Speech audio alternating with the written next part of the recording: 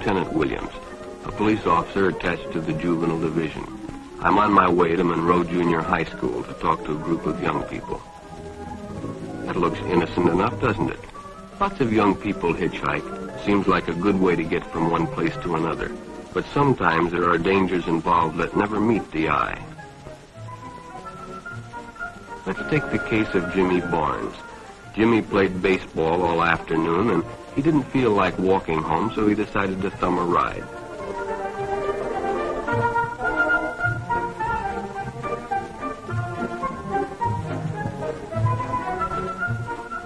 He'd done it 100 times before, and he didn't think anything was unusual when the driver struck up a friendly conversation. In fact, he seemed like a real nice guy.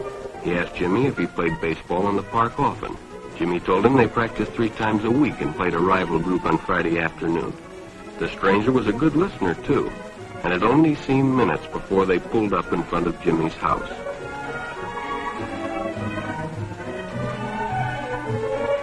When Jimmy got out, the stranger gave him a friendly pat. Then he told him he'd see him again, as he always drove by the park on his way home.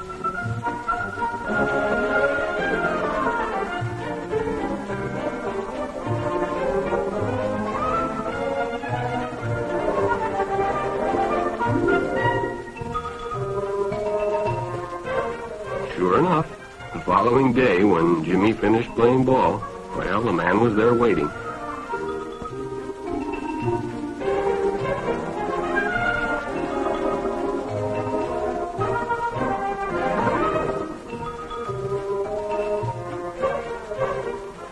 They stopped at a drive-in, and the stranger treated him to a Coke. During their conversation, he told several off-color jokes, but Jimmy had heard others before, and, well, it made him feel big to so easily win the confidence of an older person.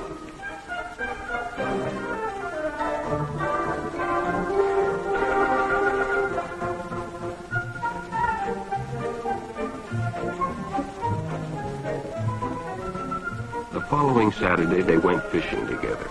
By now, they were using first names. Ralph said it was more friendly.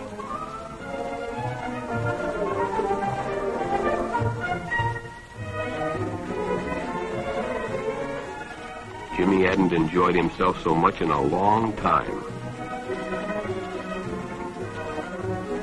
Then during lunch, Ralph showed him some pornographic pictures.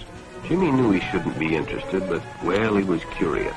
What Jimmy didn't know was that Ralph was sick, a sickness that was not visible like smallpox, but no less dangerous and contagious, a sickness of the mind. You see, Ralph was a homosexual, a person who demands an intimate relationship with members of their own sex. But by now, Jimmy felt a fondness for Ralph, and they continued to go places together. Ralph was generous and took Jimmy many interesting places and did many nice things for him. He bought presents and even gave him money, but payments were expected in return. You see, Jimmy hadn't recognized Ralph's approach soon enough.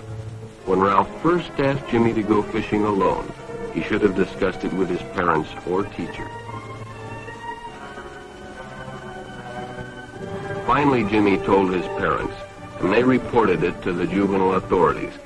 Ralph was arrested, and Jimmy was released on probation in the custody of his parents. But all homosexuals are not passive.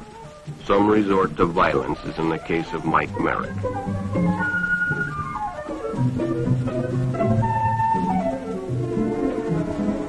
In the heat of competition, no one noticed the man who sat and watched.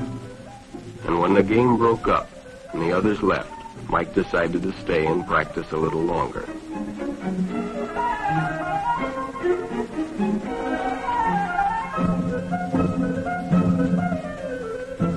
The stranger joined him. He was friendly and, well, it was better than playing alone. But after a few shots, Mike realized he had already overstayed his time and suggested he better leave. The stranger told him if he'd like to stay longer, he'd be glad to drive him home when they finished. Sounded great to Mike. Chance to play longer and get a ride home, too.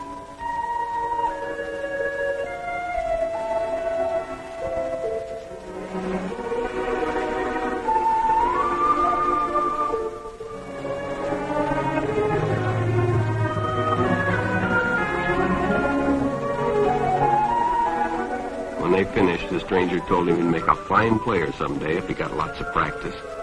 The companionship, the praise, the friendly attitude dispelled any misgivings Mike might have had about going with a stranger. He probably never realized until too late that he was riding in the shadow of death. But sometime that evening, Mike Merritt traded his life for a newspaper headline.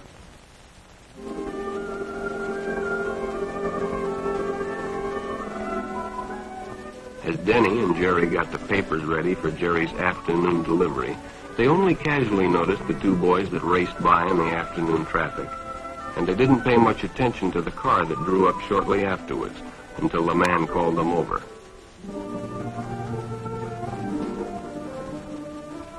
Had two boys been by on bicycles? The boys nodded they had.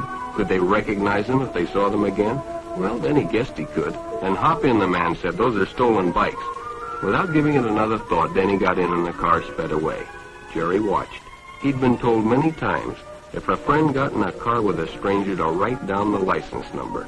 It didn't seem to apply, but, well, fortunately, he marked it down.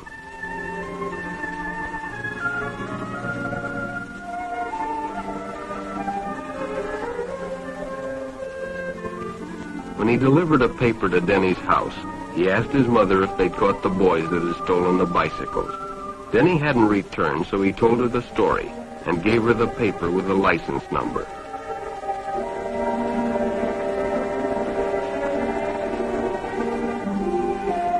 Being a careful parent, she decided to call the police.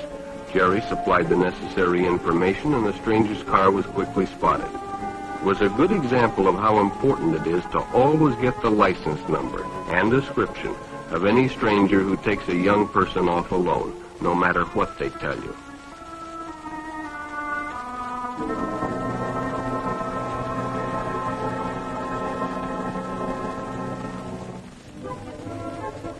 Public restrooms can often be a hangout for the homosexual.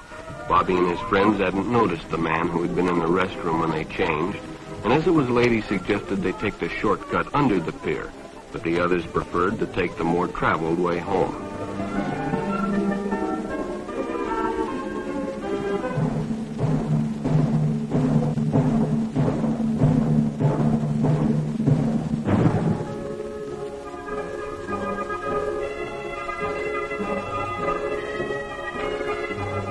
When Bobby recognized the stranger as the man in the restroom, the shortcut under the pier didn't seem like a good idea at all.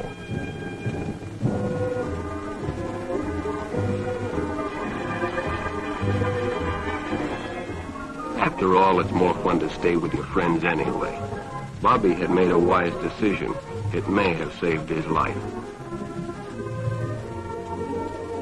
The decision is always yours, and your whole future may depend on making the right one.